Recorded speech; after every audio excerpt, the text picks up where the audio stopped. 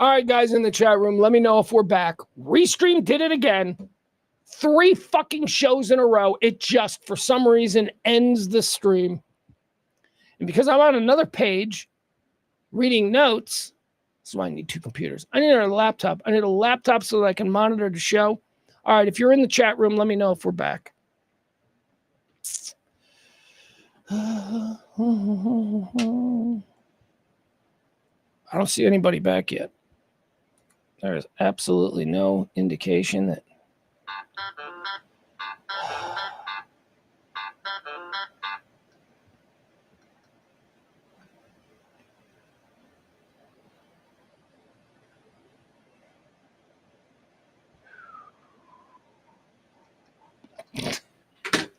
Are we back? Back. All right. Thank you, Leslie C. You're the best. I don't know what happened. I don't even know how long we were out there.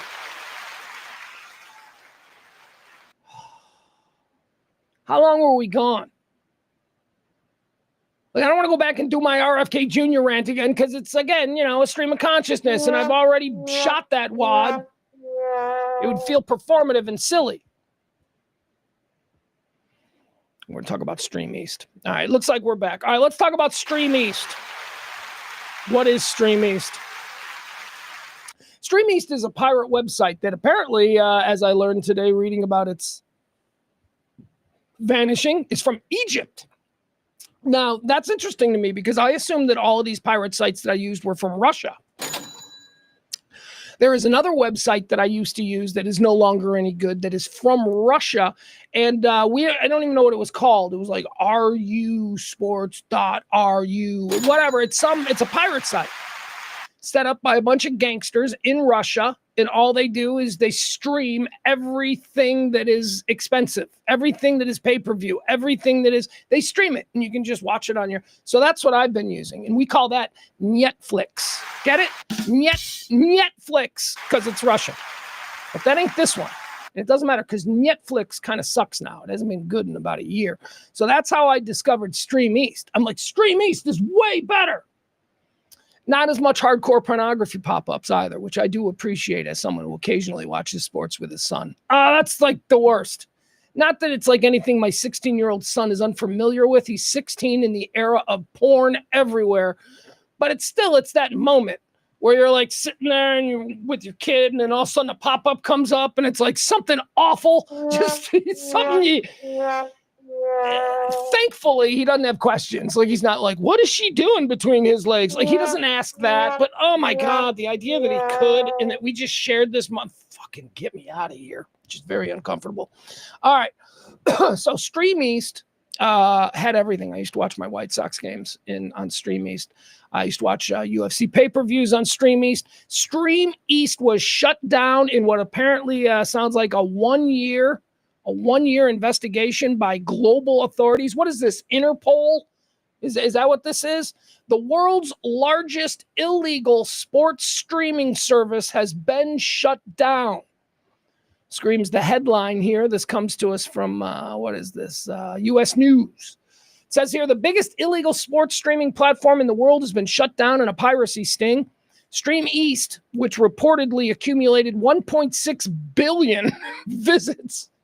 I'm telling you, everybody who discovered it was like, wait, you mean I don't have to pay $100 for a UFC fight? I can just, and the quality was sometimes great. Okay, that's how I'll say it. The quality was sometimes great. Other times it's like, oh God, I should just pay it. But it doesn't matter. Let's see here. This, I'm sorry. This is U.S. News and World Report.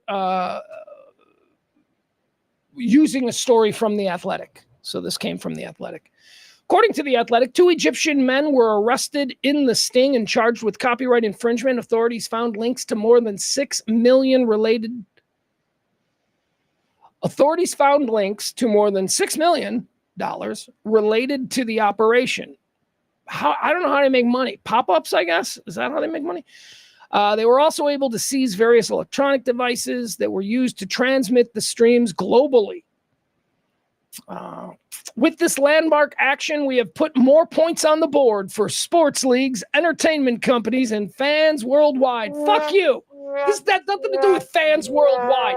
You just kicked the fans worldwide in the nuts. What you did was you protected the money. That's all. All right? If that's admirable to you, then go ahead. You protected the money. You made sure that a bunch of billionaires who own sports teams get those last nickels that they weren't getting. Stop acting like you're pious and you've done something. This is nonsense. Best known for carrying illicit broadcasts of NBA, NFL, and Major League Baseball games, as well as prominent European and South American soccer matches, Stream East also has access to sites that stream boxing, MMA, and various motorsports. The site reportedly averaged 136 average viewers per month. 136 million. 136 million. That's a little more than 136. Then they have to mention this because this is really a big deal for those of us who relied on this. It says here, Stream East users have been devastated by the news. We are. I'm devastated. I haven't told my son yet. He's going to be very upset. He's like, wait, what do you mean? So how are we going to watch Bulls games this year? I'm like, I don't know. We're trying to figure that out. It says here, Stream East users have been devastated by the news. The investigation, which was headed by the Motion Picture Association and includes Amazon, Netflix, and Paramount, among others, backing this cause. They touted their recent crackdown, but Stream East loyalists on the internet are mourning the loss. Yeah, none of these are interesting. An actual tragedy. I'm like, oh, that's not an interesting. RIP Streamfest, somebody wrote. Seriously? RIP Streamfest? Somebody wrote that on Twitter and you're like, they're really upset. No, they're not. Cheers to you. You did the big one. You'll be missed, Streamfest, said another. Streamfest dead the day before the NFL season kicks off. I blame Roger Goodell, says another. Yeah, I don't think that's not that they knocked that down this week because of the NFL taking off. NFL football watching was a huge draw on Stream East. All right, so hey, if you guys know of anything else, hey, hit me up. Slide into my DMs, right? Slide in my DMs if you got a good pirate site that you're keeping on the down low for you and your friends. You and your 1.6 billion friends. All right. Here's a little bit of catch up on a story we did yesterday. I told you about Graham Linehan, who is the creator of the In Crowd. No, the It Crowd. Wait, what? It's the It Crowd, right? The IT Crowd. All right. Sorry, I had a little brain fart there. Very funny show, very funny British show. He's a British TV creator. He's a British comedian. He's also an actor. He's done things. He's very famous in England, right? There's a lot of people who are very famous in England who aren't famous here. There are people who are famous here who aren't famous in England. I remember trying to explain to a bartender who REM was in 98. Yeah, he was like, I never heard of him. Like, really? REM's not big here? And then I ask another person, they're like, who? I'm like, REM? You got none in the jukebox? There's nothing? And they're like, yeah, no, we don't know him. We don't know them. But anyway, this guy, Graham Linehan, he's very famous over there. And he's an anti-trans activist. And he's an anti-trans activist because he was victimized and there was an attempted cancelization of him by trans activists, which caused him to then just double down and go even harder and be like, you know what, fuck you people. So he's an anti-trans activist. He doesn't like the way trans issues have been pushed to the forefront and become divisive. He also believes that trans activists are anti-homosexual and that they're also misogynistic, which I don't know if I agree with. I don't know anything about that. I'm not even interested in looking into it, but it's fine to have a disagreement with somebody. Okay, it's fine to not be pro-trans. What you can't be is somebody who uses your power or your influence or your physical, let's say, superiority to somehow diminish them. That's what we can't do. We just have to accept that there are people who are different than us, and we have to be nice to them because we have to try to be nice. They also have to be nice in return. But what can't happen and what will not happen, and which is Orwellian in nature, is that you can't make us think any differently. You can't make us think against all the things that we have been taught. So, I was born a boy, but now I'm a girl because that's a thing that you're able to do. My take on that, and I want to go all Graham Linehan, is if this is you and how you've chosen to live your life, more power for you. There you go. We will not be hanging out. I cannot imagine that I have anything in common with you. You will have every opportunity to win me over, but right from the outset, we have a fundamental disagreement about human biology.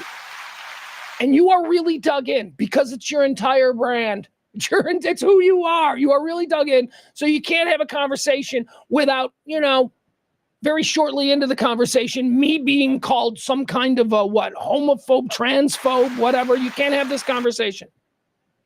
Anybody who is like, wait, there's only two genders. Anybody who says that is wrong, according to the way certain people want us to believe. You're not a bad person for pushing back on that. What you are is you're a bad person for going, all trans people should get their ass kicked in the streets, fucking weirdo. You're a bad person for that. Take trans person out of that. Put any other group in there. You're still a fucking bad person because that's how a bad person thinks. But you're not bad if you go, the trans thing is weird to me. Can I be honest? The trans thing is weird to me. That doesn't make you a bad person. Honestly, from my middle-aged white man perspective, it makes you normal. It makes you normal. But we have to be accepting. We have to be accepting. We have to be kind. And we have to be, I'm not even a Jesus guy, but we've got to be Christ-like in accepting people that are just doing their own thing. Because that, my friend, is what America is. Do your own thing, but do me a favor. If you're going to be really weird, just be weird over there. And don't interrupt my thing. Okay, so the recap here. What's happening is that Nigel Farage, who is a English shit stirrer, I don't even know, didn't he ran for things, but I think he started out as like a political consultant and an issues guy and whatever. He has become sort of symbolic of everything that's fucking stupid about the UK. And he was over here in America yesterday, and he was talking to the people who have become symbolic of what, is stupid about America. So he was there talking to these people. And this very stupid man in front of these very stupid people said something that was very smart and very true. He talked about the Graham Linehan situation. This is a non-English citizen. This is very important. Graham Linehan, the man who was arrested at Heathrow for tweeting for making fun of trans people on Twitter. That's what he was arrested for in England. He's not an English citizen. He is an Irish citizen. He doesn't even live in England. So Nigel Farage got up in front of, again, some of America's stupidest people, because who would go see Nigel Farage? I don't understand that at all. So he got up in front of people here in America, and he gave us a very stark warning. And if you're following the Linehan story, if you're an American and you decide that you want to go to England for, I don't know, the fall, or you're planning a trip to England, and you have tweeted anti-trans stuff, specifically anti-trans stuff, you could be arrested. Doesn't matter that you're not a citizen of the United Kingdom. It doesn't matter. They will arrest you as they arrested Graham Linehan, an Irish citizen, for fucking tweets. He's a member of parliament. Okay, I didn't know that. A member of parliament warned United States legislators on Wednesday that Americans could face arrest in the United Kingdom for what they post on social media under a new draconian British law. And it is draconian. Under a new draconian British law that has received wide attention this week. Comments in Washington by Nigel Farage, leader of the Conservative Reform UK Party, came amid fresh scrutiny of Britain's Online Safety Act. That's what it is. The Online Safety Act. They got to arrest an Irish comedian for making fun of a trans person. That's the Online Safety Act. Not predators hanging out in chat rooms talking to your 12-year-old. No. No, a comedian who made a joke about a trans person, that, folks, is draconian. And if you are one of these people, I'm telling you, if you're one of these people like, good, those people should all go to jail. Well, then fucking be careful, especially if you're an American. Because the other side of that seems to be wielding a big fucking axe in this country, so you better watch what you root for. You cannot put people in handcuffs for saying shit, especially when the person saying it is a well-known comedian, for saying shit on social media sites. Many supporters of the measure. Who is supporting the Online Safety Act in Britain? Even some supporters of the measure seem to be questioning the enforcement side after Irish comedian Graham Linehan was arrested on Monday at Heathrow Airport for social media posts about transgender people. Farage said about that, he's not even a British citizen. He's an Irish citizen, said Farage, referring to Linehan. This could happen to any American man or woman that goes to Heathrow that has said things online that the British government and the British police don't like. That should be chilling. That is real. Now, well, I don't know if they're just going to go after a rando. Of course they're going to go after a rando. They went after a high-profile celebrity first. They're not afraid of the blowback. These people are doubled down here. They went after, you would think that it would be the high-profile celebrity that they'd be like, well, you know, do we need the attention for this right now? And they might not do it. But no, they targeted him specifically because they know they're not stupid. They knew they arrest this guy that all of a sudden everybody's going to be talking about this.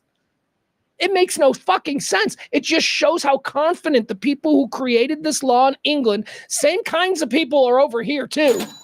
They're the absolute worst on the left that want these kinds of draconian measures. You made fun of a trans person, you have to go to a work camp for 10 years. But all I said was that there are two genders. You're so mean. Anyway, there you go. Scary stuff there in England with the new Online Safety Act. It's safety. It's for safety.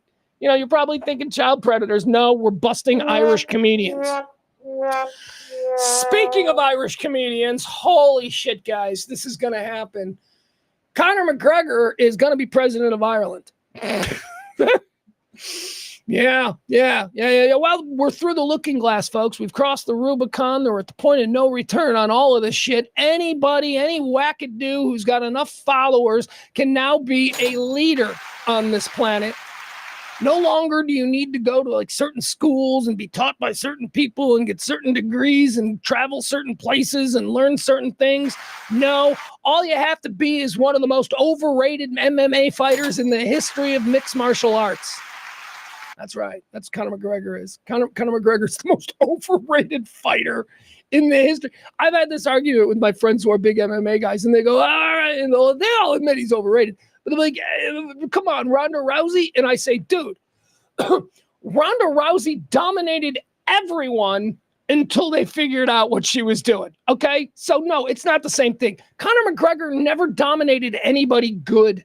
Conor McGregor cleaned out divisions that were filled with tomato cans. So what does that mean? It means he's the best tomato can of them. As soon as he started fighting great fighters, he got his ass kicked every time.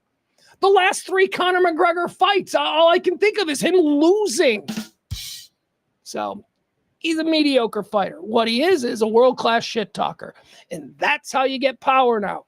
If you can talk shit, if you can say things and you're mean and you're not afraid to be mean and you're not afraid to be insulting and you lack all humility and you've got no shame, there are going to be enough fucking bad humans in whatever country you're at that will elevate you through votes to a position of power. Conor McGregor is running for president in Ireland, and he's going to win. Why? 2 reasons. 1, the Irish, not serious people. Not at all.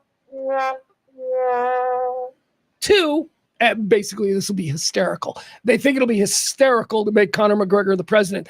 And I agree. If, if I could vote, I'd vote for Conor McGregor if I was in Ireland. Why? Because who cares? Ireland's not going to do anything. They ain't got no army. They ain't going to invade anybody. It's fucking Ireland. And the president in Ireland, by the way, 0 power. Basically a mayor. It's not like it is here.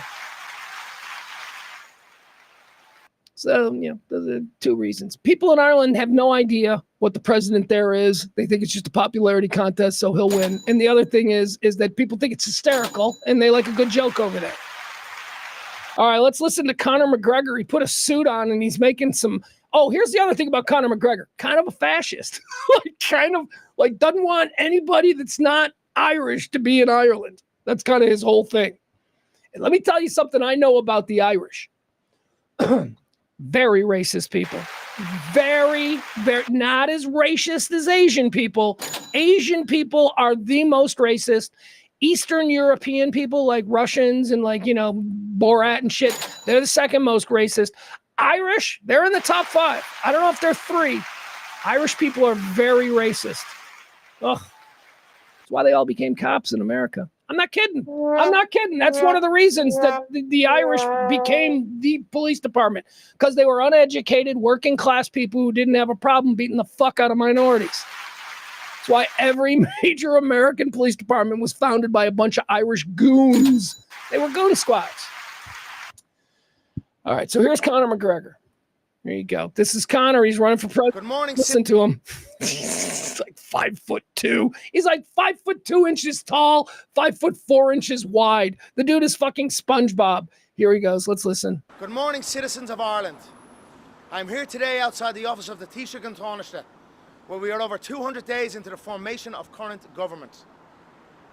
In these times, this government has cost us our peace of mind, our security, our hope for the future, and the general well-being of Irish citizens nationwide has decreased dramatically, whereby we have seen the homelessness of Irish children risen to levels unprecedented, proving this government's refusal to abide by and respect our proclamation, and where all children of Ireland are to be cherished. Instead, our children abandoned. This incompetent failure of future generations has been accompanied with an intense influx of mass migration into an already severed system. Our tourism has sharply declined, while danger on our streets has risen. Ireland, as a master of martial combat, a solution-driven man, you will hear me speak on a problem but once, then it is action towards solution. I urge all our citizens to be of the same. Today, Ireland, I am outside these gates of these appointed officials, but as your head of state, you empower me to enter these buildings on your behalf.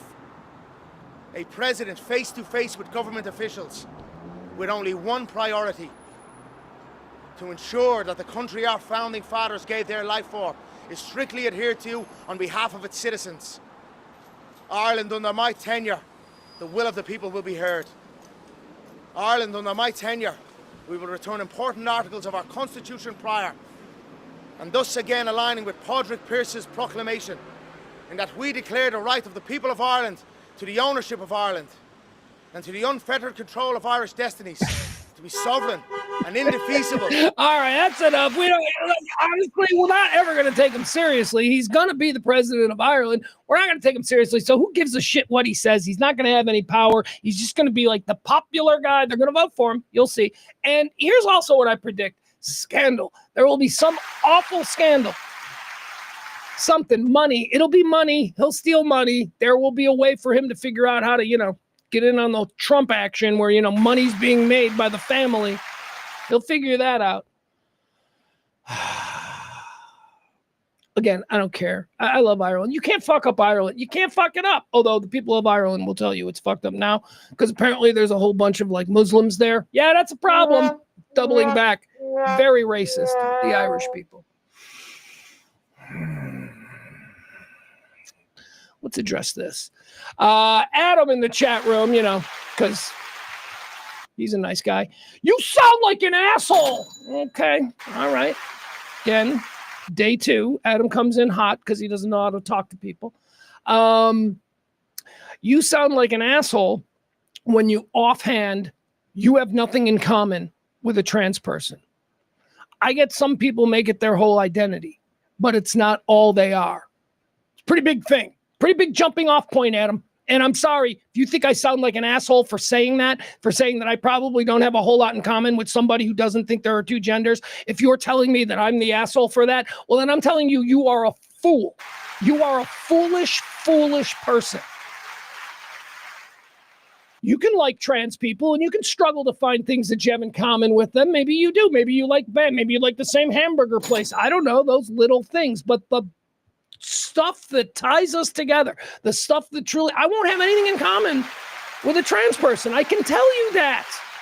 So if I'm an asshole, I'm an asshole. But you know what I'm not? I'm not somebody who's ever going to be mean to them. I'm not somebody who's ever going to think they're less than us simply because they're fucking screwed up on this very important issue. But whatever, to each his own. I'm an asshole. I'm an asshole. Anybody who doesn't, and this is day 2 of me going hard on Adam, anybody who doesn't completely agree with his worldview, which is an incredibly liberal worldview, which I would hope that over the years he would have maybe come, he's got children now, but no, he's still like, I wonder how many genders he thinks there are, biologically speaking, with the human body. I wonder, does he go with the crazy science that's like, well, actually there's probably 15 genders, or is he like, is he still believing in the institutions of age-old science that says there are men and there are women because biologically we understand this because of chromosomes and parts, okay? Can you be somebody with a mental problem who believes that they're in the wrong body and therefore they're wired to think of themselves differently? Absolutely. It's a mental problem. It is not a biological problem. It's a mental problem. And we all have many different kinds of mental problems. How you see that on the scale of important mental problems is a decision for you. I don't think it's necessarily as bad as hearing voices and being psychotic. It's probably worse than just suffering from everyday depression. But it is a mental problem, right? It's like religion. It's like diehard Christians who, pray the sick away. That's a fucking mental problem. It is a mental problem. We all have them, all right? We need to make third bathrooms for these people. No, we don't. No, we don't. You know why? Because they're not everywhere. They're not. There's more of them now. We see them more now because we've been talking about it for about 10 years. So there's a lot of people who, like I like to say, 40 years ago, I'm dating myself. 40 years ago, these people would have been punk rockers because they didn't fit in anywhere and they just felt like, I hate society and I'm going to be different in something shocking. So there are a lot of people walking around now, 19, 20, 21 years old, who have claimed to be trans and they're not. They're not. They're suffering from a mental thing. It's a mental problem. The shooter in Minnesota was that. It's all the MAGA people. No, they're trans. I'm like, no, this one wasn't trans. This was not a trans person. This is somebody who in their manifesto spoke at length about how they were just pretending to be trans because, it felt like something they should be into. There's a lot of people doing that. So this idea that we're seeing more of them doesn't mean that they actually exist. It just means that it's been normalized, the idea that we will see them, and now they're all over the place. And if you want to be a 20-year-old guy at the Kroger wearing a dress and full makeup, be that guy. But you and I are not going to go on a long car ride together. We're just not. I don't know what I'd talk to you about. Our disconnect from the very beginning is just too big. And I guess that makes me an asshole. All right. I'm not worried about it. That's the other thing that they've sort of realized in marketing circles in this country is that, you don't have to worry about the trans people. They don't have the independent power to gather together and cancel you or cause your business to go under because they're not really that many. What it is it's the people like Adam who are fighting for this mythical legion of trans people who have no voice. They have no voice because they don't really exist. That's right. Quote me on that. Trans people don't really exist. Adam admits there are two sexes. Sex isn't a gender. No, sex is the act of procreation. Gender is what we are assigned due to our chromosomal makeup. So what the fuck are you talking? Nobody said sex is a gender. If I'm speaking colloquially and you're trying to trip me up on semantics, stop it. That's not how to have an honest conversation. All right. And I do understand that this is no way to have an honest conversation. This is just me being the only one who can speak. And then, when Adam says something that I choose to share with everybody, that's not fair to him. This is not a real conversation. But as I said yesterday, I don't think Adam is capable of having this conversation in real life, face to face with a person, because every time you meet Adam in real life, he is a wonderful, wonderful dude. And then online, he's like, you're an asshole, you're a moron. And it's like, who are you? I'm the same person online and here as I am in real life. Who are you? What are you, this mean guy that just trolls people? For years, before there was social media, Adam was trolling with phone calls to radio shows. This is something in your makeup. It's your addiction. It's your endorphin rush that I hope I am pleasuring you right now. I hope that you are. Yeah, that's the reaction that I want. All right. There he goes. Biological sex, you fool. Biological sex. You're talking about gender. You're talking about a chromosome. You're talking about you'll be either male. I don't want to get into this with you because now actually, you see, biological, there's, what the fuck? You're not a doctor. You're somebody who has watched podcasts or YouTubes from people with blue hair and bones through their fucking nose, and now you're like an expert on this. Stop it. Just be nice to them. Stop being mean to them, but don't fucking try to ruin people who are like, there's only two sexes. There's only two sexes. That's not going to change. All right. Adam says, I'm not. I'm saying sex isn't gender. Sex isn't. Adam, we're good, buddy. We're good. We're friends. We've been friends forever. But I'm done with this. I can't do this anymore. We're going in circles. It's not the me and you show. Although maybe it should be. Maybe me and Adam face to face. Come on, defend your point.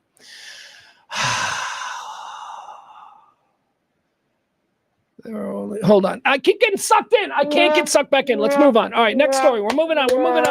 Conor McGregor, Howard Stern mystery. So Howard Stern, remember a couple of weeks ago when everybody was like, Stern's getting fired because he doesn't like Trump. Another win for Trump. Another win. Stephen Colbert got fired because Trump. We ain't heard nothing about him. Stephen Colbert's on the air for another year. He didn't get fired because of Trump. Howard Stern's in a contract negotiation. He makes $100 million a year from SiriusXM. $100 million a year. He makes it every year. He does 5-year contracts. He's done 4 of these. You do the math. He's very wealthy. He is the foundation of SiriusXM, which, by the way, is in the shitter. SiriusXM is not going to be around in 10 years. And it's not because of Howard Stern. He's only got this many. Somebody was like, he's only got like 200,000 daily listeners. 200,000 daily listeners paying $20 a pop per month. The fuck? Of course it's at his peak, he had 26 million. Yeah, on free radio in every market in the country. And you know what he was making when he had 26 million? He was making half what he's making now for 200,000. How are you coming to the idea that he's failing? He's getting twice as much money. And the only difference is it's not free anymore. So you got to pay for it. And only 200,000 people are willing to pay for it. Well, you do the math. At $20, 200,000 every month. That's what he's worth. I don't know. I haven't done the math. So I don't know if that equates to 100 million a year. But there are other ways that I guess they figure they can make money off of him. So it was reported that he was being fired. He's not being fired. These are contract negotiations. I told you when this was going on. I told you exactly what we were going to see happen. Howard Stern took the summer off amid these negotiations. He's fired. He hasn't been on the air. He takes the summer off every year, okay? The story about his contract situation simply came out on the eve of his summer break. And so then everybody tuning in, it's best of, I guess. Everybody tuning in is like, he's not there. He's hiding. People, you don't know how this works. So during the summer break where Howard wasn't there, his show was running these promos. Is Howard Stern gone? Sirius is going to fire him, playing into it like the master that he is.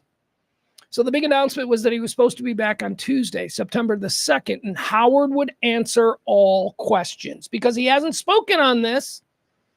And quite frankly, if you're wondering, we never heard about previous contract negotiations between Howard and SiriusXM. Why is this time different? Well, because Don Buchwald is dead. Okay, Don Buchwald died in July. Now, if you don't know who Don Buchwald is Howard Stern's agent. Buchwald talent, man. The guy ran everybody. Opie and Anthony. Kelly and I had an interview. They called us because Opie, when we were, that's an inside story. Kelly and I were going to leave. We were going to go work for WNEW in New York, and they flew us to New York, and it was all because of our friendship with Opie and Anthony and all of those people. And once we got to the contract stage, Opie said, I want you to talk to Don.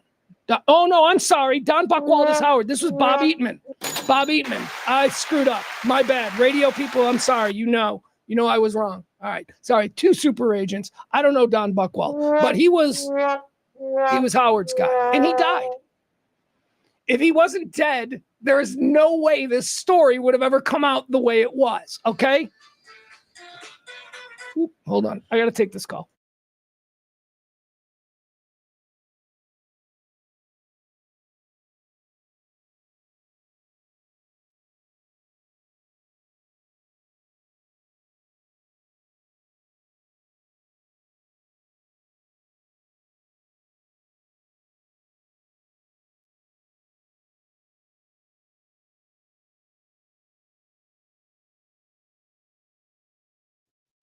All right, guys, sorry about that.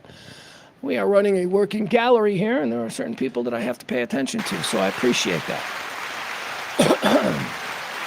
All right, where was I? Let me see here. Howard Stern mystery. So, also, do you know, there's all kinds of shit going on, with his family. His dad died, I guess his dad died 2 years ago, and his mom Ray, who's 98 years old, is living with him, and she's about to die, and it's a whole thing that's going on in his life right now. So it's far more complicated than he's getting fired because of Trump. He doesn't know if he wants to come back. He will, though. I'll tell you, the prediction is that he will, because his big bomb that he dropped was that after 6 weeks of them running promos of tune in on September the 2nd for Howard's return, he'll speak to all of you. That was the thing. He didn't show up on September the 2nd. He didn't show up. He sent an email to the Howard Stern Show staff on Labor Day night, Labor Day evening, and he basically told them that the show would not be returning tomorrow. The show will actually be returning a week from tomorrow. But anyway, there were some cryptic things in there. He mentioned stuff about his family and about all of this. So how did Sirius, it's not SiriusXM, it's just Sirius now. So how did Sirius respond to him just deciding after 6 weeks of promotion on this big day, a day that they had sold, a day that they had promoted as the day that he was coming back, where Howard just goes, yeah, fuck you, I ain't coming back. I'll be back Monday.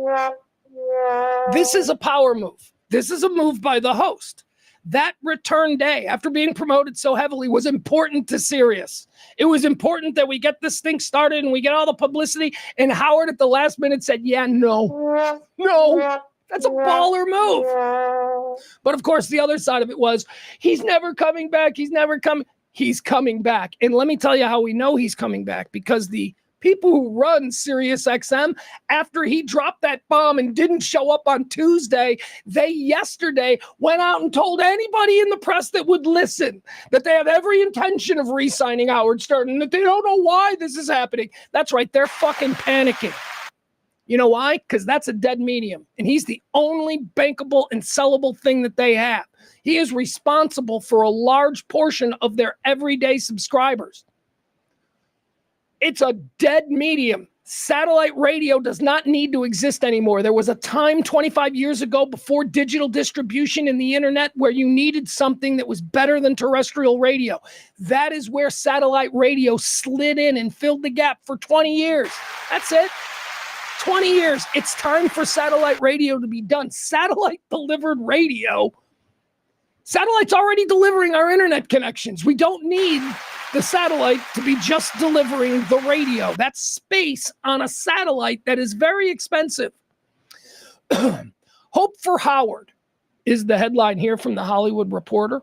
SiriusXM CEO says, in capitals, we'll get to the right place with Howard on the subject of Stern contract renewal.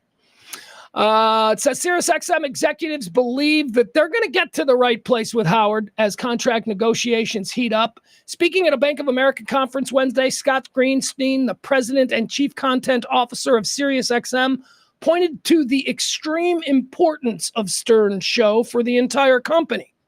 Stern is seen as one of the big draws for satellite radio subscribers, especially among those at Sirius. The goal is to have him stay at Sirius. Oh, it is SiriusXM.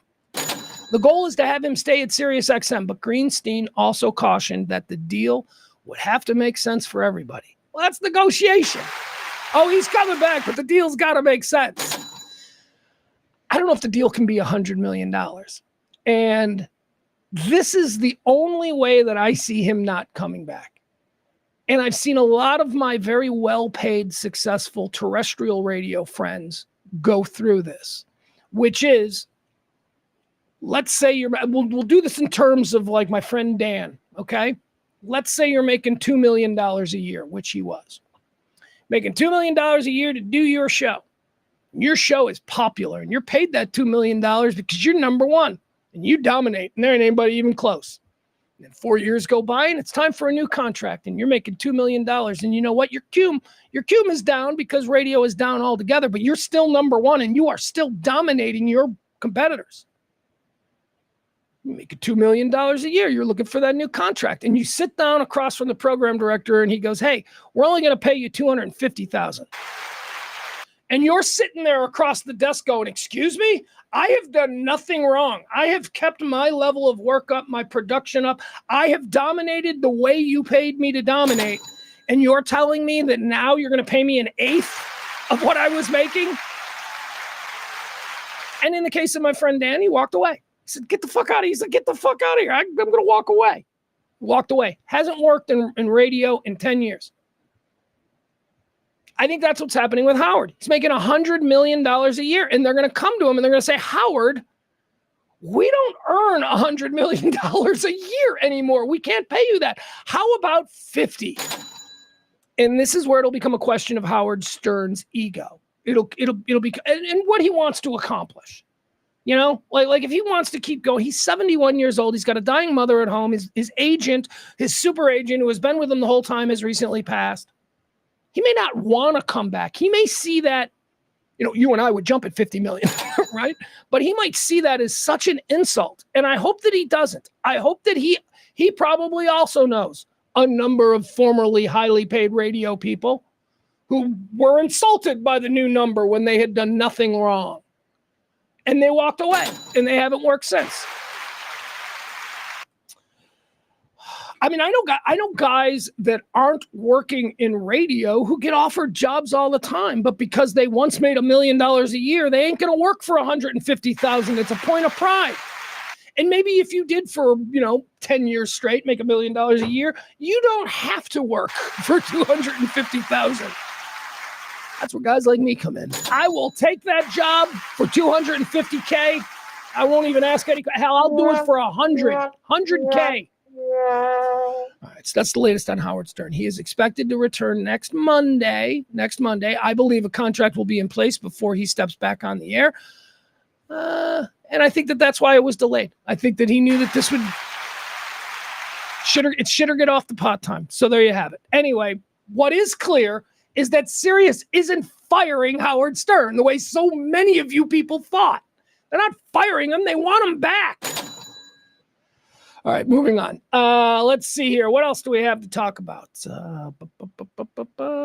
Let's do a Bruce Willis update. Okay, so a couple of weeks ago, it was reported that Bruce Willis had been moved into hospice. We all know that he's got this, I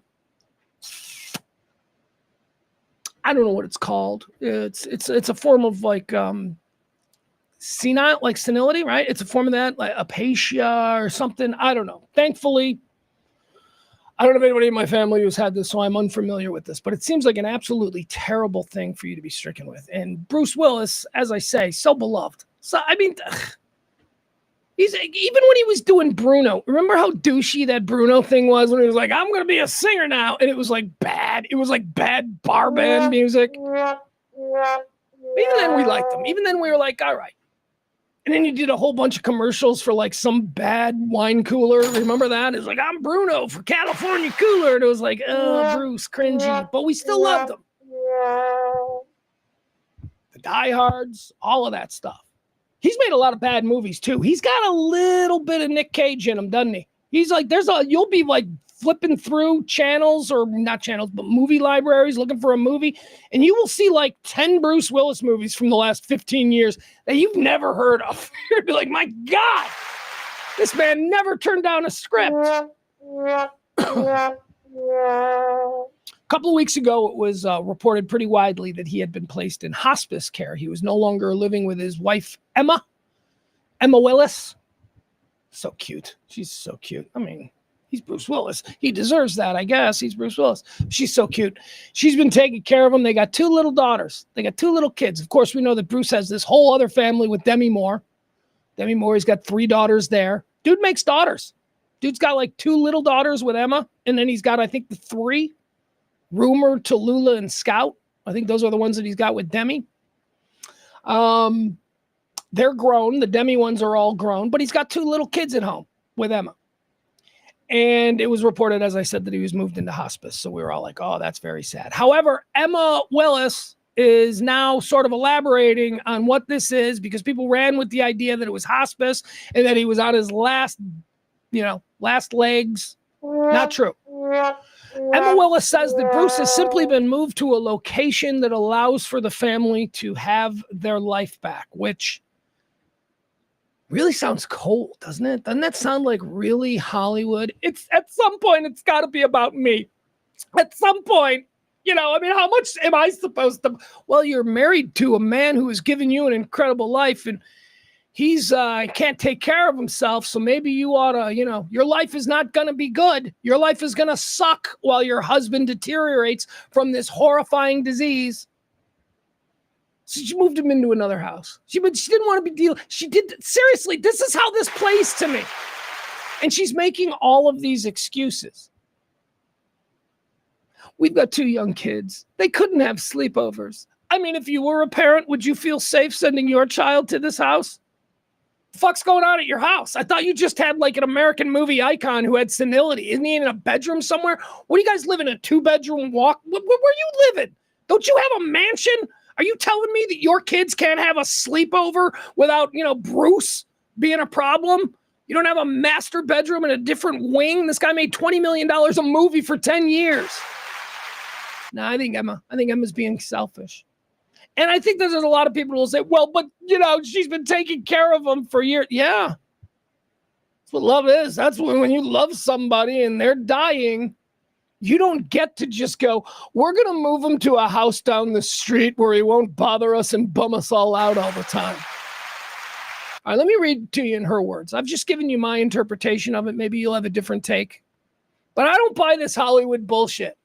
I don't buy the whole, I have a life too, No, you don't. You married a guy who gave you a really good life. And now the downside of that is that he needs somebody now, and that's got to be you. But no, you're going to move him down the street where you can have full-time nurses and doctors and all of that stuff. And you can pop in every now and again, maybe bring the girls by once a day. Bruce Willis's wife, Emma, explains decision to move the actor out of a family home amid backlash. Again, so it was originally reported that it was hospice. It is not hospice. It is just simply more convenient for his 30 years younger wife, who's like, I did not sign up for this. I married Bruce Willis, not Stephen Hawking. Bruce Willis's wife, Emma Hemming Willis, has provided more insight into her decision to move the actor into a separate home. Hemming Willis faced backlash after sharing the news that the 70-year-old diehard actor, who has frontal temporal dementia, was living in a 1-story home near the family's main house. Now, in an interview with People magazine, she explains why the decision was made and why it made sense for Bruce and the family. I don't think you're really considering Bruce. I mean, I don't know. He's got dementia. He doesn't know I don't know. Is dementia different? Like maybe this is what I'm missing. Maybe I am all tied up to where is the loyalty to this man? Nobody knew who the fuck Emma Hemming was, right? Before you became Mrs. Bruce Willis. So where's your loyalty to this man? That now he's an inconvenience after it's only been like a year too, right? It's only been a year since we've known. It's like, oh, I can't take it anymore. Here's what she says. Dementia plays out differently in everyone's home, and you have to do what's right for your family dynamic and what's right for you, the person. No, it's not about you. When somebody you love is going through shit that they can't control and they need help with, it's not about you and the family. It's about making sure that you step up and do what is right for that person. I mean, we got to live through life expecting that there are people that will do that for us, right? So you've got to be committed. She's not. She's a Hollywood trophy wife. She's going to have a reality show in no time. In fact, she's already got a reality show. I'm sorry. There already is a reality show. Bruce and Emma. I don't know where I saw it. I didn't stop and watch it. I'm like, is this fucking bitch going to exploit his dementia for a fucking reality show? Bruce Willis doesn't do reality. I mean, I guess Stallone did. I guess some of them do. I guess some of the big ones do. Why not? With her husband, to whom she's been married to since 2009, requiring a, quote, calm, serene atmosphere. So she's saying Bruce requires a calm, serene atmosphere. She told People she decided to move Willis to a home that is more conducive to his needs. How are they to yours? This is kind of better, isn't it? You're like, oh, I thought it was going to be sad. No, you didn't. But it's actually better. I like that I can have my friends over and we can have wine. How many kids' parties have you thrown since that was one of your big reasons? Here's what she says. She says, we have 2 young children, and it was just important that they had a home that supported their needs and that Bruce could have a place that supported his. You're warehousing him. Hospice was one thing. We were sad because we thought he was going to die. We didn't realize he was just being shipped off to be warehoused because you were tired of changing his diapers. We have 2 young children, and it was just important that they had a home that supported their needs and that Bruce could have a place that supported his. The kids can have play dates and sleepovers again and not have to walk around tiptoeing, Hemming Willis said of the family arrangement. I mean, not knowing. I mean, I don't know. Here's what I think, Hemming Willis. I think that these kids are going to grow up and remember how you shipped Dad off when he got a little bit too difficult. Maybe that's something these kids are going to remember. How the last moments of their dad's life, they don't know because they were only allowed to come by twice a week and see him. Emma Hemming Willis says, everything just feels a lot calmer, more at ease now. Oh, I'm so sorry that your husband's terrible, terrible affliction caused you some anxiety in your home. The home he paid for with any number of bad films. To leave there with nothing, just nothing, with a diagnosis, I couldn't even pronounce it. I couldn't understand what it was, Hemming said, of hearing the news from doctors. I was so panicked. I remember hearing it and not hearing anything else. I was free falling. I really felt like I was so alone. I was so old. How many times are you going to say I? This is a quote from her. I. You're a hot chick who married a movie star and your life was changed overnight. And now this guy is fucking dying and you are warehousing him in a ranch house a block away from your palatial mansion. She stepped in to become Bruce's 24/7 caregiver in addition to her responsibilities tending to the young girls. Oh, so she's a mom. Don't act like she's got a job. I guess she doesn't have a real job, right? So that's just it. Her life was awful. She couldn't take tennis lessons anymore. She stepped in to become Bruce's 24/7 caregiver in addition to her responsibilities tending to their 2 young daughters. Part of that meant limiting her daughter's activities in the house, such as play dates and sleepovers. Again, with the fucking play dates and sleepovers. You guys have a guest house. I'm sure you do. My neighbors all have guest houses. I'm certain that Bruce Willis has a guest fucking house. She stepped in to become his 24/7 caregiver, blah, blah, blah. She says she can't do play dates with the kids or have sleepovers. This presented a different set of challenges for the family. She says, I didn't know if parents would feel comfortable leaving their child in our home. Yeah, it's so gross, what with him having dementia and all. What do you mean parents wouldn't feel comfortable? I mean, I realize that there are sometimes scary aspects to dementia. But again, when I'm thinking of this, I'm thinking of the average American home where, you know, grandpa's got dementia and he's up in the bedroom and you can hear his screams and all that. I just don't think that's the case for the Willis estate. I imagine there is a place there on the property that is, you know, come on. We're not talking about a 3,000 square foot ranch house. Would that be a big ranch? That'd be a pretty big ranch house. I'm including the garage in that. The independent, let's see, it's here. I didn't know if parents would feel comfortable leaving their children. So again, I was putting it on the kids. It's for the kids. I'm not abandoning my husband in his most desperate and sad time. No, I'm doing it for the children. But ultimately, as I said at the start of the show, this is good news. This is good news. One, because he's away from that bitch. Yeah, I think she's a bitch. I think this sucks. But two, it wasn't hospice. So he's not going to die. I mean, maybe he should. Maybe he should die. Do we say this? I would say this. Look, if it was me, dementia, yeah, I would. I'm good. I don't need to.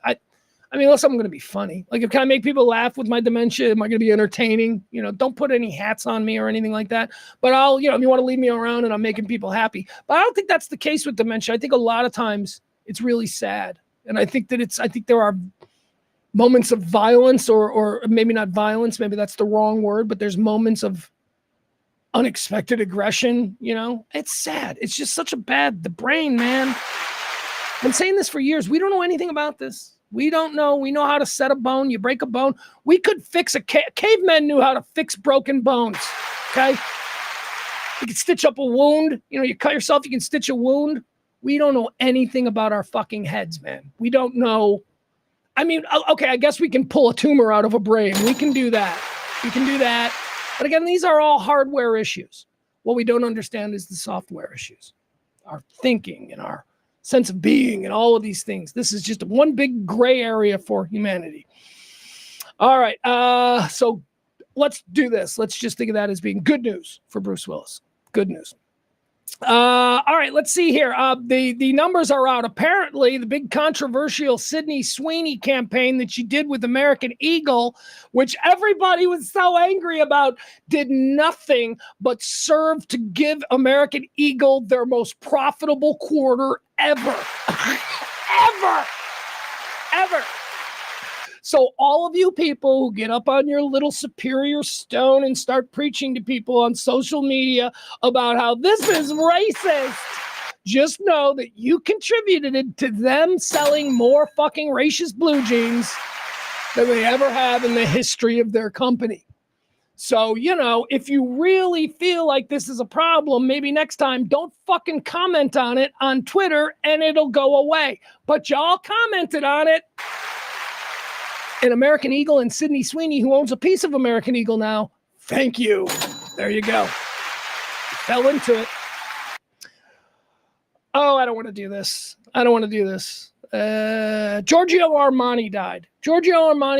I don't want to figure out the death pool. I know I said at the beginning, or death trilogy. I know I said at the beginning of the show that we would do some catching up, but I don't want to do this.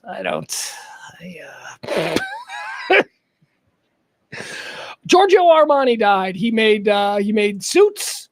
He was Italian.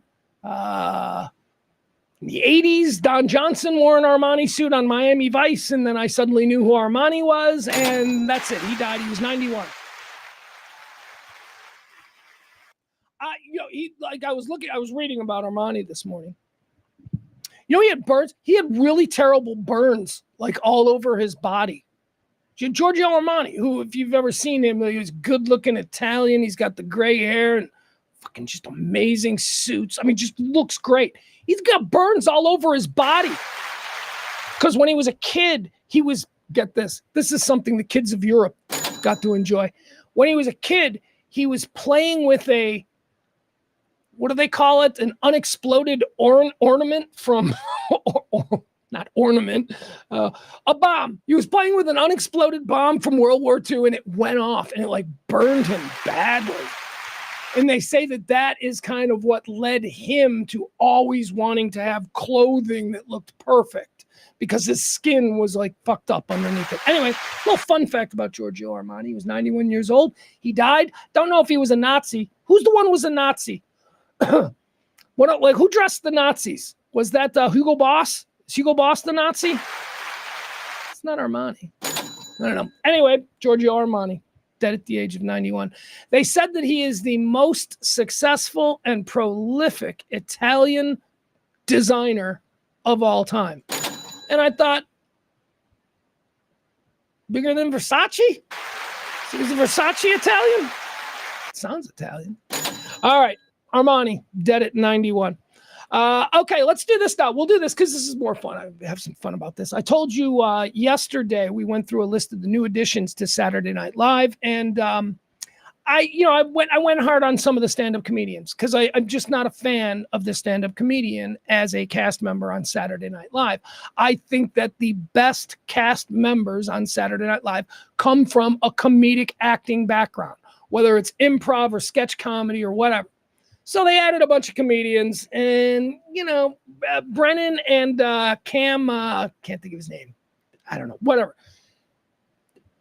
I thought maybe I was a little hard on them yesterday. So what I did was I decided to do some research on all of the people who have been added to the Saturday Night Live cast and decide if there's anyone, because they've all got content out there. They've all got stuff on TikTok and they've all got stuff wherever.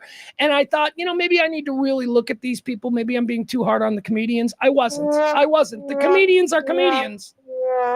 Hey, so I was telling my girlfriend, that's not fucking Saturday Night Live. I want characters. I want weird impersonations. I want shit that is going to be, the basis for a movie. That's what you're supposed to be able to do on Saturday Night Live. So I looked at all the people who were remaining, and I watched a whole bunch of their stuff. You know that I love the Please Don't Destroy kid, the red-haired kid. What was it? Ben Marshall. That's who it is, Ben Marshall. I love that kid. I think he's going to be really funny. I don't think Saturday Night Live has had that type. Ben Marshall is a type. He's a comedic type. I don't think they've had that type since Kyle Mooney. And they didn't know how to use Kyle Mooney. Kyle Mooney was a brilliant comedic sketch actor, and they just did not know how to use him. So hopefully Ben Marshall will be used better as that type of comic persona. But I found a winner. I found an absolute baller, and I'm so excited about that. I now definitely want to see what this person is going to do on Saturday Night Live, because last night I spent a good hour watching this person's content, the shit that got them hired on Saturday Night Live.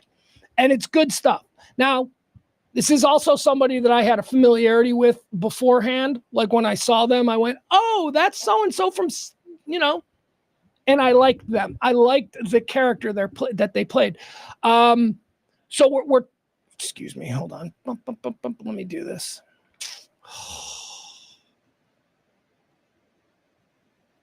Are we still on? Restream is acting weird. I'm sorry. Al says Cam is hilarious. I don't think so. I do not think he's hilarious.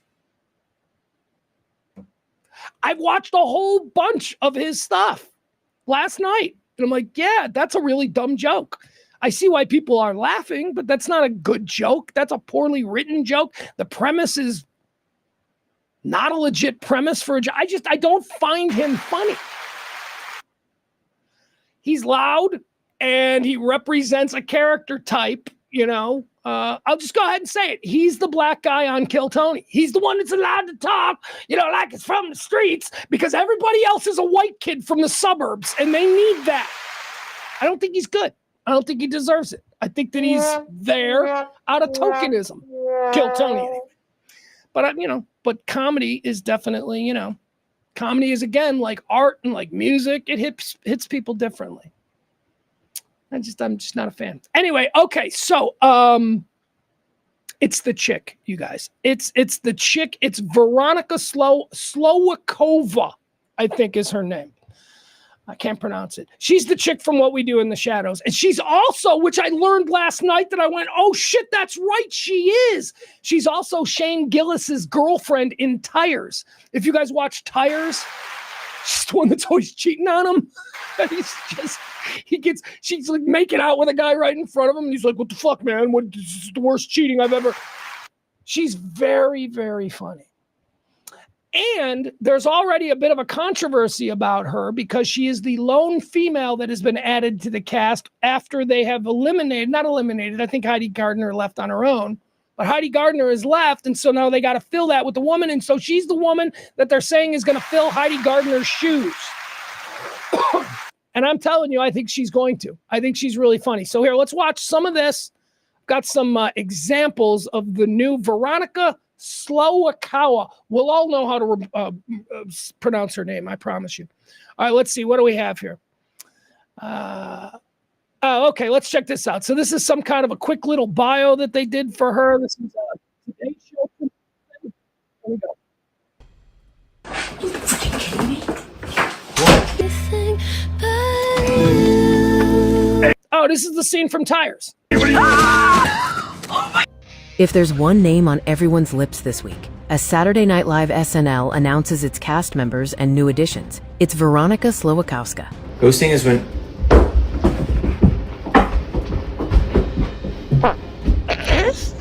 But who is... All right, a fart joke. I'm sorry. I applaud this generation's rediscovery of the dick and the fart joke. Come on, that's funny. She's new additions. It's Veronica Slowakova. Hosting is when...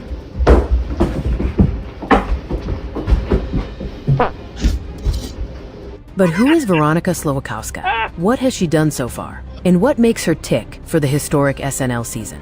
Meet Veronica Slowakova, the one who's gearing up to join SNL for its historic 51st season, with the broadcast starting October 4th, 2025. Yeah, she's pretty late. Hey guys! Oh my god. Veronica. Veronica Slowakova, born in 1995 in Ontario. She is a Canadian actress and comedian who first made waves with her strikingly absurd sketches on TikTok and Instagram. She trained at the Randolph College for the Performing Arts, graduating in 2015, and further refined her craft at the Canadian Film Centre's Actors Conservatory in 2020. Came up with the idea of, Ghostbusters the remake, but make it women. She began her career with the Toronto musical comedy troupe My Chemical Bromance, gaining recognition through inventive musical performances. Her on-screen break came as Shanice in the cult horror comedy What We Do in the Shadows, 2019-2020. Since then, she's appeared in films and series such as I Like Movies, 2022, Xmas 2000. All right, there you go. We're not working publicity for her. Let me show you a couple of her videos. I watched a whole bunch of her TikTok stuff. Now, what I was looking for was I'm looking for characters. I'm looking for shit that we're going to see on Saturday Night Live. I'm looking for things that she did in TikToks 2 years ago that she's going to pitch in a meeting and they're going to develop into a full-blown fucking character on Saturday Night Live. And I think I found one. This is a waitress character that she does. She's done this a couple of times. It's a waitress at like a TGI Fridays or something. It's really funny, and I can see this being a character. What's funny about it is, well, I mean, I've got to tell you the joke. I'm not telling you a joke, but the premise is that she is a young teen waitress at like a TGI Fridays or something like that, and you can't understand a goddamn thing she's saying. And she is oblivious to the fact that you can't understand what she's saying. All right, here you go. I predict this is going to be a character. This will be a character on Saturday Night Live this season.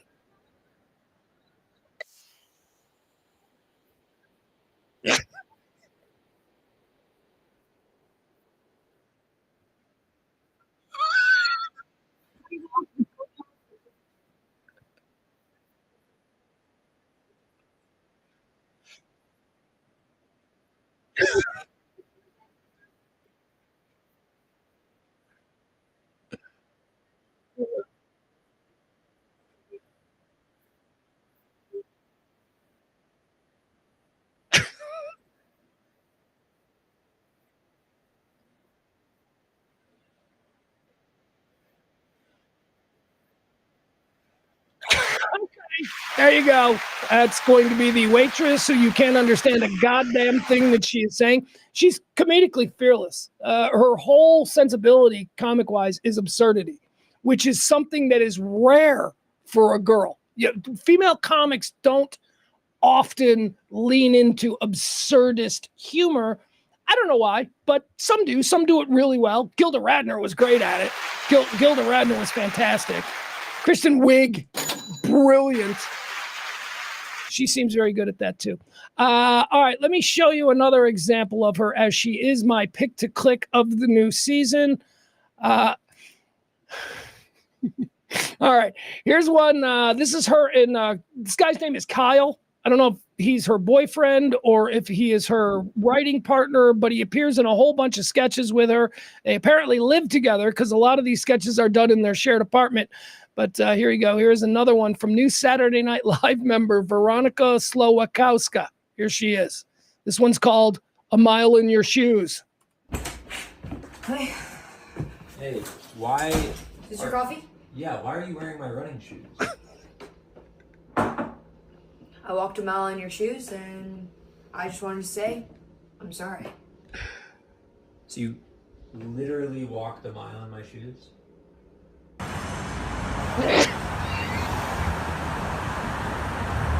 Yeah.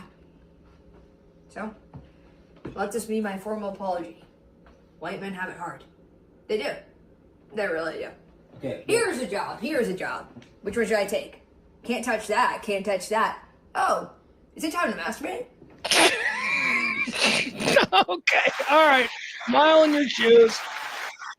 All right. Again, as I said yesterday, I think that Chloe Feynman's going to be like, really? You need another one of me? You need another like really short, petite, blonde girl who's really good? Chloe Feynman is really good. But they got two of them now. So there you have it. Adam, that is a terrific pull. Fantastic pull. You are absolutely right. Chelsea Peretti. Chelsea Peretti is one of the greatest absurd female comics of all time. Great pull. I always forget about her. I always forget about her because she's not Chelsea. She is not Chelsea Peretti, the struggling absurdist female comic anymore. She's not. She's the wife of one of the most important directors in Hollywood. She is in a completely different level. Chelsea Peretti. I do like her, though. She's very funny. All right. The last thing that we are going to do today, before, let me please remind you guys that it is tip week. Please help the show out if you can. Drop a little something in the Venmo or the Cash App. It's how this show makes its way. I've done it for 4 years now. Once a month, I pick a week. It's the end week and call it Pledge Week. And I shake my can and it's humiliating. And I hate to do it, but my God, I mean, it's got to be done. A lot of work goes into this. So if you want to help the show out, please do. That would be great. You can tip the show. All right. The last thing that we're going to do here, let's talk about John Candy. No, it's not his birthday. I don't think it is. I don't think it is. I used to do the birthdays and all that stuff at the start of the show. I don't do it anymore. John Candy. Let's see. John Candy. No. All right. He was born on Halloween. He's a Halloween baby. October 31st, 1950, John Candy was born. Died on March 4th, 1994. I mean, for me, he's one of the all-timers. John Candy, for me, is one of the all-timers. When I was first developing my comedic sensibilities that we all do, we all around the age of 12, 13, 14, we start to discover what uniquely makes us funny and the people who can do that. And John Candy was one of the first for me. I'm trying to think of anybody earlier that I thought was funny. Well, yeah, I guess earlier than John Candy, I thought Paul Lynn on Hollywood Squares was pretty hysterical. But that was it. Then John Candy, Second City TV, SCTV, John Candy, Johnny LaRue, Fish and Gill Fisher, Harry, the guy with the snake on his face. He was just a breakout hysterical sketch comedy performer. And he changed my life. That show, Second City, changed my life. Changed the way I thought about humor, the way I looked at, satire and all that. Just probably the most important show in the history of my life would be Second City TV. And SCTV, I guess is how it's styled. John Candy was one of the first stars of that. John Candy, Catherine O'Hara, Dave Thomas, Rick Moranis, Martin Short, Joe Flaherty, who am I missing? Andrea Martin, can't forget her. Just icons all. Just brilliant icons of comedy. Out of Canada, too. Out of Canada. So that's where John Candy came from. And when he left that show, he ended up first doing a bunch of small roles in much larger films than the role that he had. I think of Vacation, right? Where he played the Wally World guard. That was like one of the first movies that I saw John Candy in. He wasn't a star. He had one scene. Nobody knew who John Candy was, but he's the guy, we're sorry, Wally World is closed. He was that guy, and he stole that moment in the movie. Riding the roller coaster with Clark. That was John Candy. For people who didn't know Second City TV or SCTV, they saw that and they went, I like that fat man. He's funny. So he did that for a couple of years, and then he popped. He popped because it was undeniable that he was going to pop. It was undeniable the magnitude of talent that guy was walking around in. And at the same time, an absolutely across the board beloved human. Everybody who's ever had anything to do with John Candy will tell you that he is the polar opposite of what you think of when you think of an entitled Hollywood star. Maybe it was because he was from Canada. Maybe it was because he never really bought into the Hollywood lifestyle. Maybe it was because he died too soon. He died very young, 41, 42, something like that. Personally, I think that his greatest role was Planes, Trains, and Automobiles. I think that might be the perfect comedic performance. That's not Peter. Look, the greatest comedic performance is Peter Sellers and Dr. Strangelove. But the tone that John Candy as an actor was able to find for that comedic character made us all cry. You cried. You cried in Planes, Trains, and Automobiles when it was revealed at the end, when they finally get back and they're on the train station, the platform, he and Steve Martin are saying goodbye. And Gil, spoiler alert, reveals that this wife he's been talking about the whole time that he couldn't wait to get back to was in fact dead. You cried. We all did. The guy was a god. The guy could do it all. And he's one of those dudes that, like, I've made sure that my 16-year-old knows who he is. Like, part of the cultural education of my 16-year-old is that he now loves John Candy. Started out with Spaceballs. You want to introduce a 10-year-old to John Candy? You show him Spaceballs. Where he plays, Warp, whatever. He was a Mog, half man, half dog. And because he's been gone so long, and because there have been so many generations that have passed, I often think that, man, is he going to be lost to time? Are people going to forget him? How come there's never been a John Candy movie? How come there's never been a really good John Candy documentary? Because there hasn't been. And the only thing that I have been able to think of is because he never had a fall. Right? He never had a time where he had to go to rehab. He never had a time where, he was in jail for punching a photographer. He never had ugly, messy divorces.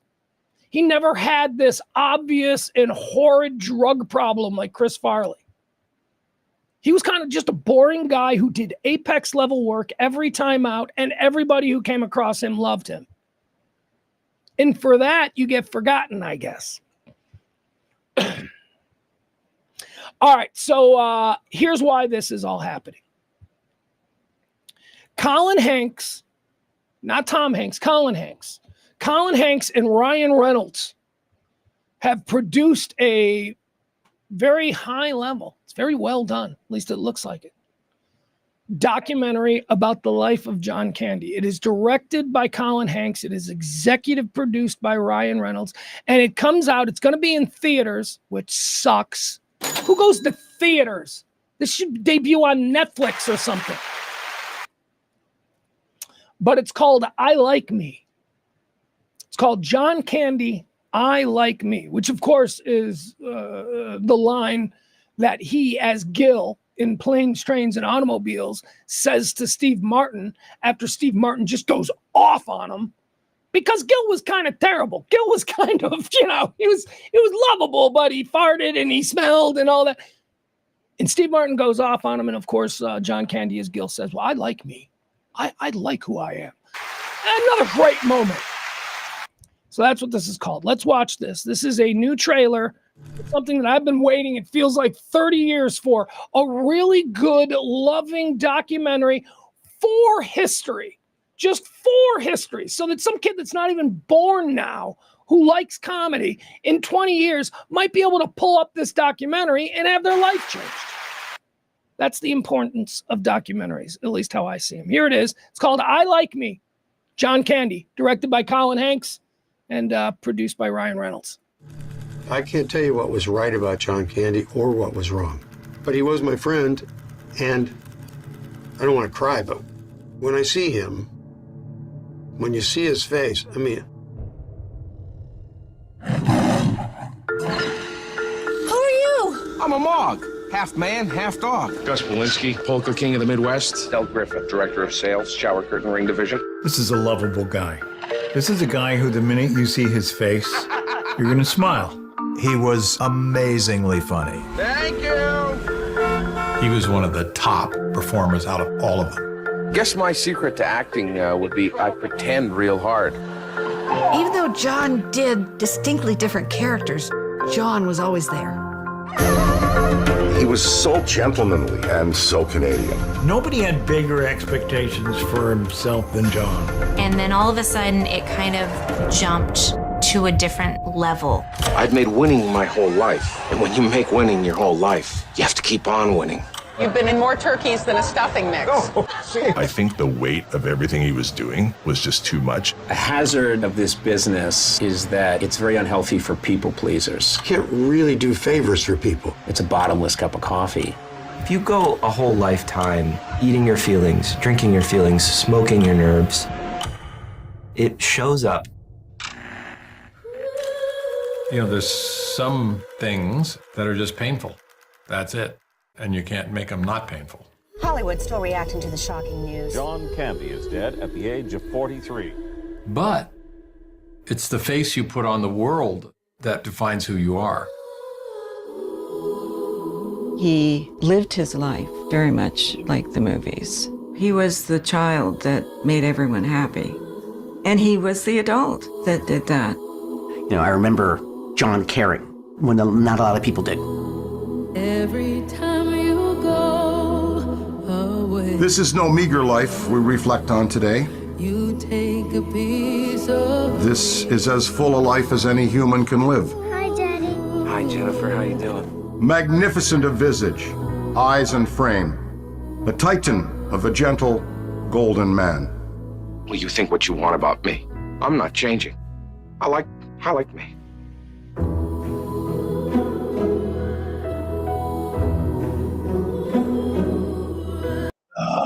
Please, are you kidding me? Are you kidding me? I'm getting a little bit misty. All right, what is this, Kevin? Is this going to be a Prime thing, or is it going to be in theaters, or how is it? I don't know, but I'm sure that I will see it as soon as is possible. I Like Me, John Candy, directed by Colin Hanks, produced by Ryan Reynolds. I keep saying those two names because those are two important names. This is an elite Hollywood tribute to somebody who has been gone a long time, and I wonder if people forget. And I hope they don't. I am losing my voice. Can you guys tell? Holy shit, the voice is gone. All right, so that means we got to wrap it up. All right, one more time, please, folks. If you can help the show out, tip the show. We got one day left tomorrow. I saw that we only had like 3 or 4 tips coming in today. Help out if you can. I would appreciate it. Drop a little something in the Venmo or in the Cash App. And we will be back tomorrow. We'll be back tomorrow. I know I said yesterday, I was like, hey, Thursday's show might be noon. Tomorrow might be noon. I didn't do today at noon because I had a phone call that Started at 11 and was supposed to be done by 11:30, but it went till 12:15. So talking about you, Bobby. I don't know if Bobby's watching, he knows. Inside joke. Is there anything else in wrap up? Oh, again, Cowboys game tonight. This will be great. Got a football season starts in earnest tonight. Dallas Cowboys, our Dallas Cowboys, taking on the defending Super Bowl champion Philadelphia Eagles, arch rivals within the division. Oh, we hate them, don't we? I've always hated the Eagles. I don't like the Eagles. I've never liked the Eagles. I think I used to like them for a little bit of time when it was Donovan McNabb, but then years later, my Bears got eliminated by a double doink, and I fucking hated them ever since. And then I got the whole Cowboy thing, so I got to hate them because of the Cowboys. Could be a trap game. I know it looks like it's setting up for the Dallas Cowboys with their new head coach and, you know, their questionable defense, whatever that's going to look like. We know that we should expect to go in there and get bulldozed. But I am telling you, this could be a trap game. This could be a trap game. Philadelphia's going to be feeling themselves. The crowd's going to be going nuts. They're probably getting their rings and all of that stuff, and it's Monday Night Football. I think that Dak needs to take that ball, and we need to go 90 yards. Our opening drive. I don't even want to chew clock. I want a touchdown. I want the Cowboys to score a touchdown before 30 seconds come off the clock. Let's go. Let's take advantage of this trap potential. Or it could also be like 48-0. So Eagles. So we'll see. But I'm excited. I'm really excited. I'm also very excited about my ham sandwich. I've got this very fancy ham sandwich that I'm going to make for dinner tonight. It's Kroger onion jalapeno cheese bread is what I'm going to be using. And it's baked ham. Oh, it's going to be good. It's going to be good. Don't you cry for me. Having me a ham sandwich tonight. All right, I'll see you tomorrow. That's it. Again, tip the show if you can. If not, I love you guys anyway. We'll figure something out. You're the best. Bye.